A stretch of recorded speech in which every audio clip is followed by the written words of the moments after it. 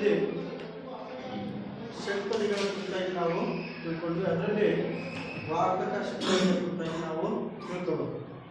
ಭಾಮಿನಿ ಷಟ್ಪದಿಯ ಲಕ್ಷಣಗಳು ಮತ್ತು ಭಾಮಿನಿ ಷಟ್ಪದಿಯ ಪದ್ಯವನ್ನು ಬಂದು ಲಘು ಹಾಕಿ ಗಣಭಾಗವಾಗಿ ನಾವು ಚರ್ಚಿಸಿದ ವಿಚಾರವಾಗಿ ನಾವು ತಿಳ್ಕೊಂಡ್ವಿ. ಈಗ ಅದೇ ಪ್ರಕಾರದ ಷಟ್ಪದಿಯಾದಂತಹ ಇನ್ನೊಂದು ವಾರ್ಧಕ ಷಟ್ಪದಿ. ಇದು ಪರೀಕ್ಷಾ ದೃಷ್ಟಿಯಿಂದಲೂ ಕೂಡ ನಾವು ಇದನ್ನು ತಿಳ್ಕೊಳ್ಳೇಬೇಕು. ಹಾಗಾದರೆ ಈಗ ವಾರ್ಧಕ ಷಟ್ಪದಿಯ ಲಕ್ಷಣಗಳು. ವಾರ್ಧಕ ಷಟ್ಪದಿಯ ಲಕ್ಷಣಗಳು 1 ಮತ್ತು 2ನೇ ಸಾಲು, 4 ಮತ್ತು 5ನೇ ಸಾಲುಗಳು ಇವು ಪರಸ್ಪರ ಸಮವಾಗಿರ್ತವೆ. 5 ಮಾತ್ರೆಯ ಒಟ್ಟು ಪ್ರತಿ ಪಾದಗಳಲ್ಲಿ ಅಥವಾ ಸಾಲುಗಳಲ್ಲಿ 4 ಗಣಗಳನ್ನು ನಾವು ಕಾಣ್ತೀವಿ. 3 ಮತ್ತು 6ನೇ ಸಾಲಿನಲ್ಲಿ 5 ಮಾತ್ರೆಗಳಿಂದ ನಾವು 6 ಗಣಗಳನ್ನು ಕಾಣ್ತೀವಿ. 3 ಮತ್ತು 6ನೇ ಸಾಲಿನ ಕೊನೆಯಲ್ಲಿ ಒಂದು ಗುರು ಉಳಿಯುತ್ತೆ. ಸರಿನಾ? ಒಂದು ಗುರು ಉಳಿಯುತ್ತೆ. ಇಷ್ಟು ಈ ಭಾಮಿನಿ ಷಟ್ಪದಿ ನೋಡಿದ್ವಿ ನಾವು.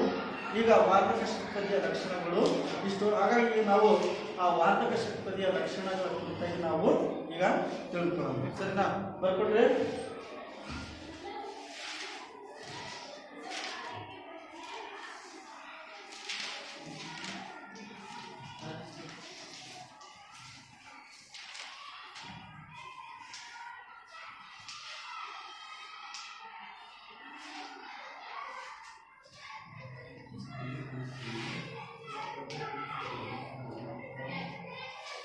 ವಾರ್ಧಕ ಷಟ್ಪದಿ 6 ಸಾಲುಗಳನ್ನು ಒಳಗೊಂಡಿರುತ್ತದೆ.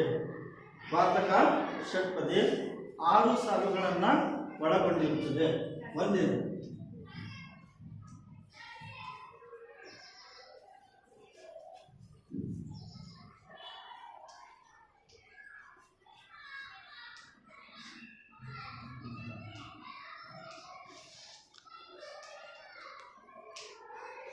ಎರಡನೇದು 1 ಮತ್ತು 2ನೇ ಸಾಲು, 4 ಮತ್ತು 5ನೇ ಸಾಲು. 1 ಮತ್ತು 2ನೇ ಸಾಲು, 4 ಮತ್ತು 5ನೇ ಸಾಲು 5 ಮಾತ್ರೆಗಳಿಂದ 4 ಗಣಗಳನ್ನು ಒಳಗೊಂಡಿರುತ್ತದೆ ಮತ್ತು ಆ ಮಾತ್ರೆಗಳ ಸಂಖ್ಯೆ 20 ಇರುತ್ತದೆ. ಸರಿನಾ? ಎರಡನೇದು ಇದು ಮಾತ್ರಾಗಣ ಪ್ರಧಾನವಾದ ಷಟ್ಪದಿ ಅಥವಾ ಛಂದಸ್ಸು.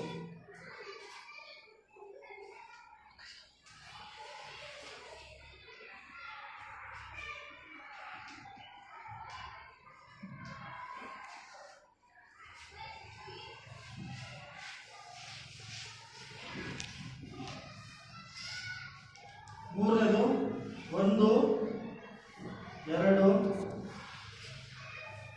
ಮತ್ತು 4 ಮತ್ತು 5ನೇ ಸಾಲುಗಳು ಪರಸ್ಪರ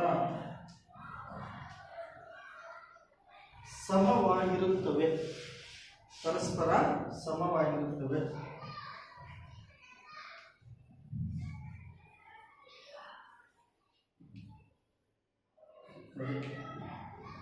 ಮತ್ತು 5 ಮಾತ್ರೆಗಳಿಂದ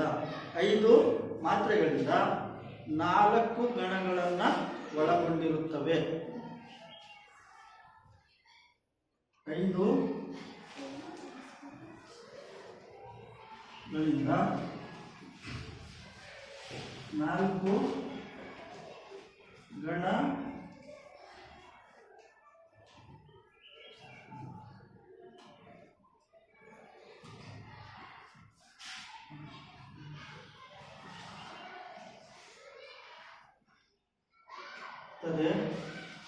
ಮತ್ತು ಒಟ್ಟು ಮಾತ್ರೆಗಳ ಸಂಖ್ಯೆ 20.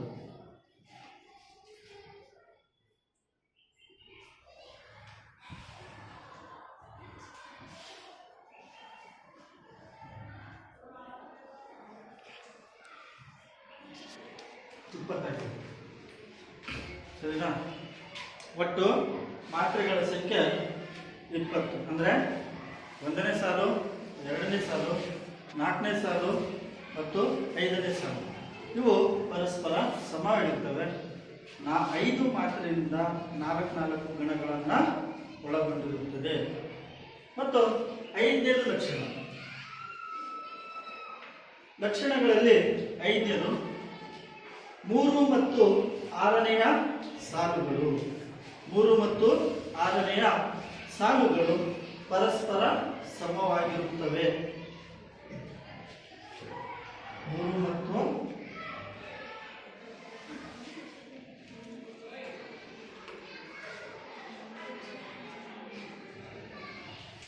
ಪರಸ್ಪರ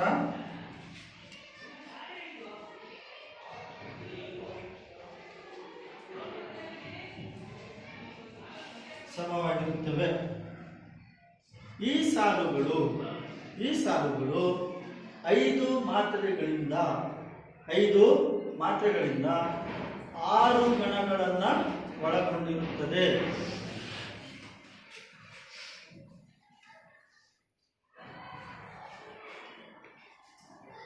ಸಾಲುಗಳು 5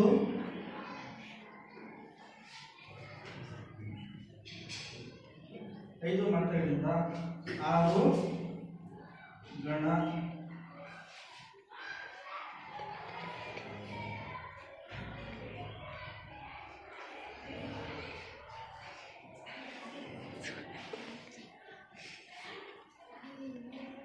ಗೊಂಡಿರುತ್ತದೆ ಮತ್ತು ಒಟ್ಟು 30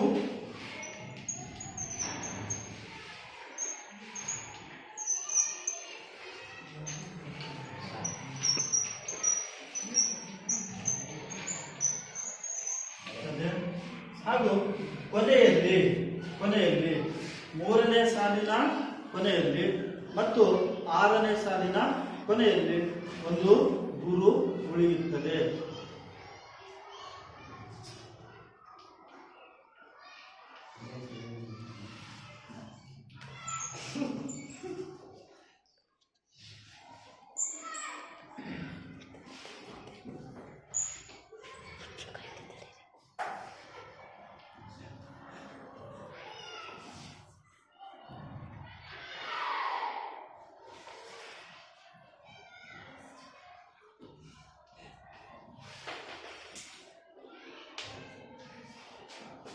ಆರನೇ ಸಾಲಿನ 3 ಮತ್ತು 6ನೇ ಸಾಲಿನ ಕೊನೆಯಲ್ಲಿ ಏನಾಗುತ್ತೆ, ಒಂದು ಗುರು ಉಳಿಯುತ್ತದೆ. ಇದು ವಾರ್ಧಕ ಷಟ್ಪದಿಯ ಲಕ್ಷಣ. ಸರಿ, ನಮಸ್ಕಾರ.